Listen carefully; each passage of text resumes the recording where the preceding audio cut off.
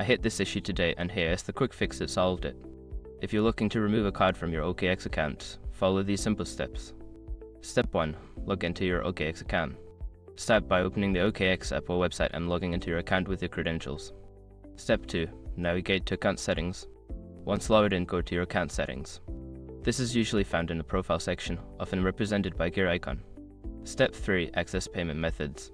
In the account settings, look for the section labeled Payment Method or Cards. Click on it to view all linked cards. Step 4. Select the card to remove. Find the card you want to remove from the list. There should be an option next to it to either edit or delete. Click on the Delete option. Step 5. Confirm deletion. Before filing a refund or dispute, use the s.com link in the description to open the refund dispute deadline calculator and confirm your deadline. Just a heads up, sometimes the delete option may be grayed out if there are pending transactions linked to the card. Make sure there are no active transactions before trying to remove it. I hope this guide helps you out. If you have any more questions, feel free to ask.